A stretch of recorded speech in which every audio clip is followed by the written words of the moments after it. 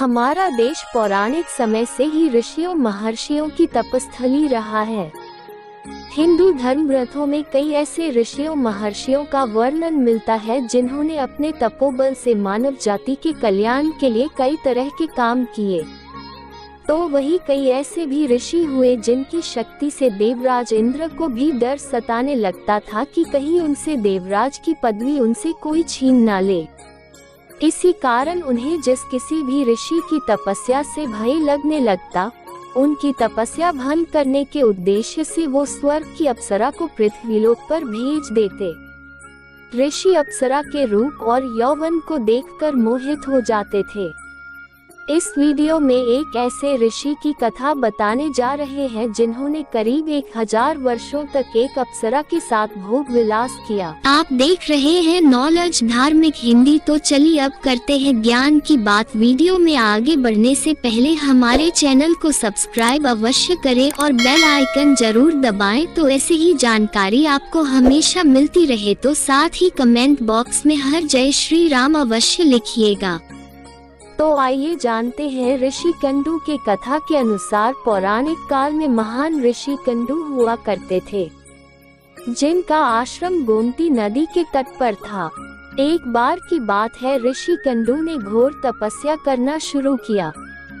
वो तपस्या में इतने लीन हो गए कि उन्हें किसी भी चीज का आभास ही नहीं होता था। इस तरह ऋषि को तपस्या में लीन देखकर देवराज इंद्र हमेशा की तरह घबरा गए। उन्हें ये डर सताने लगा कि कहीं ऋषि कंडू उनका स्वर्ग का सिंहासन छीन न ले। इसी डर के परिणाम स्वरूप इंद्रदेव ने ऋषि कुंडू की तपस्या भंग करने के लिए प्रमलोचा नामक की अप्सरा को पृथ्वीलोक पर भेजने का निश्चय किया। एक संध्या नृत्य के बाद इंद्र ने प्रमलोचा को अपने पास बुलाया। फिर उसे अपनी सारी योजना बताई। बिना कोई प्रश्न किए प्रमलोचा इंद्र की योजना के मुताबिक पृथ्वीलोक के लिए प्रस्थान कर गई। पृथ्वीलोक पर प्रमलोचा सीधे वहां पहुंची जहां ऋषि कंडू तपस्या में लीन थे। फिर प्रमलोचा ने अपनी शरारतों से ऋषि कंडू ध्यान तोड़ दिया। उसके बाद जैसे ही ऋषि की नजर प्रमलोचा पर पड़ी तो वे उसके रूप और सौंदर्य को देखकर उस पर मोहित हो गए और उसे अपने साथ लेकर मंद्रांचल पर्वत की गुफाओं में चले गए। उसके बाद ऋषि कंडू प्रमलोचा के सौंदर्य में इतना खो गए कि वो 100 से अधिक वर्षों तक उसके साथ भोग विलास करते रहे। 100 वर्ष बाद एक दिन अप्सरा प्रमलोचा ने ऋषि कंडू से कहा कि हे ऋषि, अब मैं स्वर्गलोक वापस जाना चाहती हूँ, इसलिए आप मुझे खुशी खुशी विदा कीजिए। अप्सरा के मुख से जाने की बात सुनकर ऋषि उदास हो गए और उन्होंने कहा, हे देवी, अभी थोड़े दिन और रुक जाती तो अच्छा होता। ऋषि को उदास देखकर अप्सरा पृथ्वीलोक पर और रुकने को मान गई।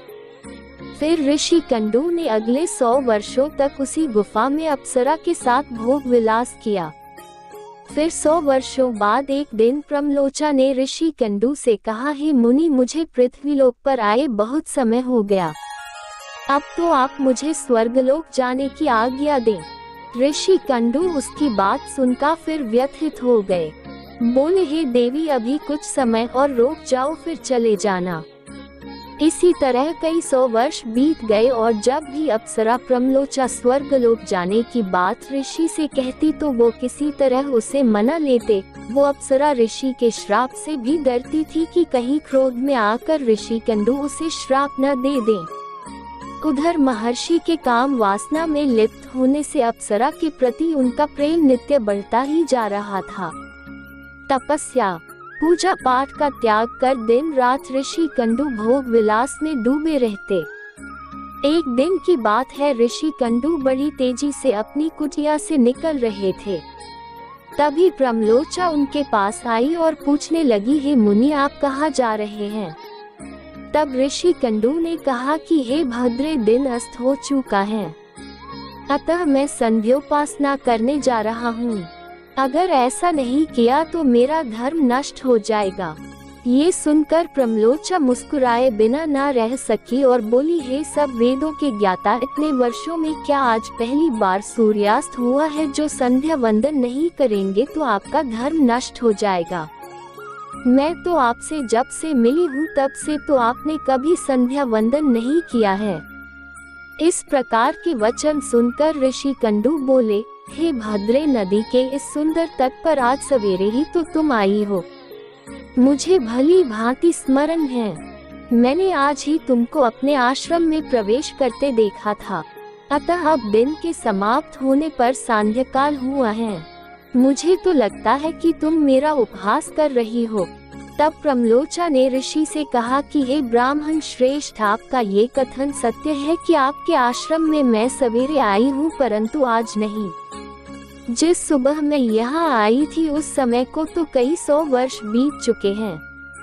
ये सुन महर्षि कंडू घबरा गए और बोले कि हे सुंदरी, मुझे सही सही बताओ, मुझे तेरे साथ रमन करते कितना समय बीत चुका है?